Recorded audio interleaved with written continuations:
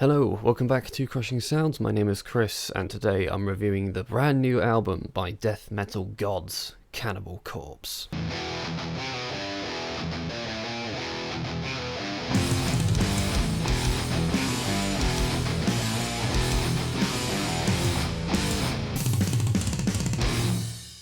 So this April has been a rather busy one, as should be pretty obvious. Just so many great albums coming out around now. I have to plan how I'm going to review the new Evil and Gojira albums, which both come out on the same day, so thank you guys for that. Plan ahead next time, guys. Think of Crushing Sounds. Anyway, also massive thanks again to Logistical Nightmare for bringing us on to review their latest work. I'm glad you guys liked that video, and on top of all of this going on, I'm in the middle of changing jobs. So yeah, it's been one hell of a month over here, so excuse me for the slight delay on getting this one out there, but here we are. Without further delay, let's talk about the new album from the legends of death metal, Cannibal Corpse.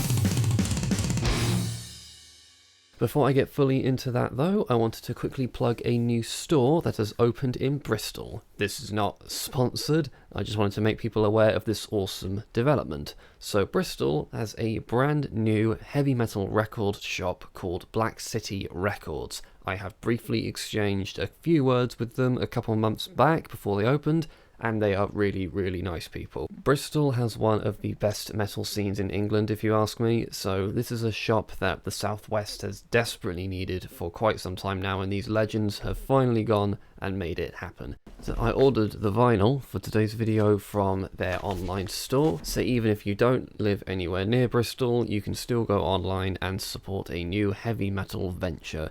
Should Black City Records be watching, you guys are amazing and are doing a great service to the Bristol metal community. The next time I find myself in the city, I will for sure pop in and check it out. Until then, hope the store is a smash success. I'm sure it will be. So, Cannibal Corpse. There isn't really much more you can say about them at this point. You all for sure know who they are, even if it's just through name only, with little to no commercial radio play or coverage or traditional commercial advertising, owing, as you can imagine, to their subject matter and their imagery. Cannibal Corpse amassed one of the biggest metal cult followings of the 90s. They drew ire from US senators, got a cameo in a Jim Carrey movie, of course, and in 2015, achieved overall album sales of 2 million units.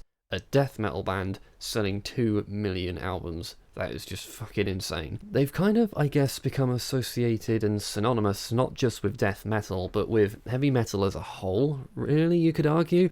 You could go up to the odd person in the street who doesn't know anything about metal, and Cannibal Corpse are likely the sound and style that they think all heavy metal is, which of course, to fans of extreme metal, we know that is no bad thing. It wouldn't be a problem if most bands sounded like Cannibal Corpse, in my opinion. But of course you would get the odd scene kid who desperately insists that's not what all metal sounds like as he hands over his copy of Pierce the Veil. Only messing.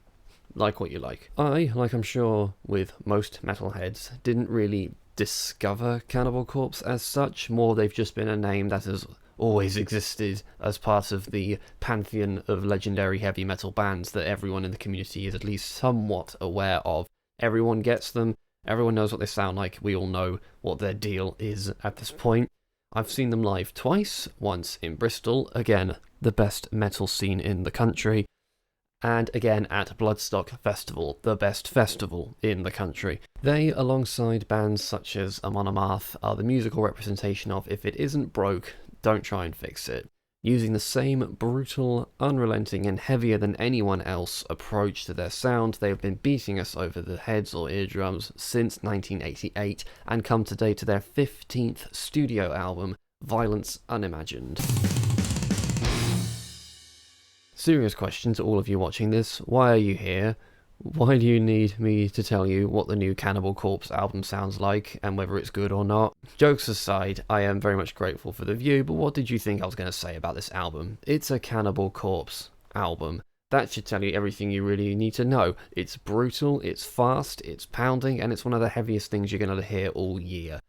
But if you insist on making me do my job properly, let's get into some specifics, shall we? One thing I can always rely on in death metal, not least with Cannibal Corpse, is none of that noise overture nonsense. Straight to the bludgeoning riffing on Murderous Rampage. It starts with the frenetic, not sure what's going on kind of riffing, and George Corpse Grinder's delightful lyrics, which I will read for you now. Kill at will, a lust for death, the attic filled with foul odours, rising up from the basement, stale blood-drained bodies rotting, once alive now forgotten, slaughtered for no fucking reason.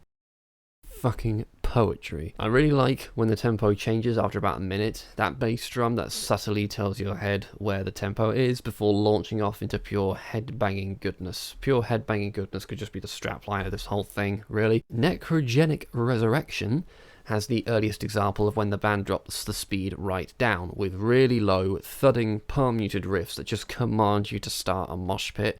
There's something about the palm-muted notes that this band does that are just so fucking heavier than any other band that does it.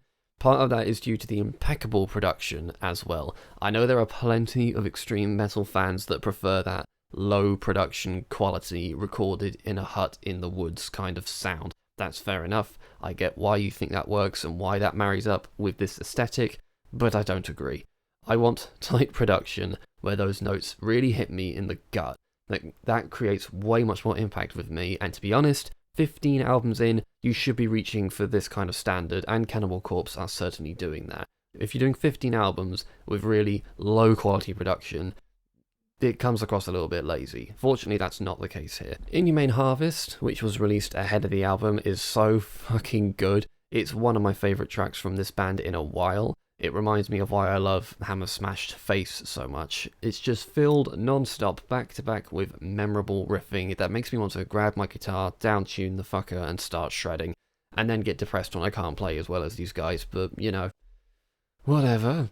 When it drops down at the 2-minute mark, it's just so fucking heavy and awesome. It's so simple, yet super effective. I really like the intro riff on Ritual Annihilation. That sliding descend is always a great trick that pulls me right into a song. It's hard to say which track on an album like this is the most heavy, if that makes any sense, but this one certainly feels like it has one of the most aggressive tones to the whole thing.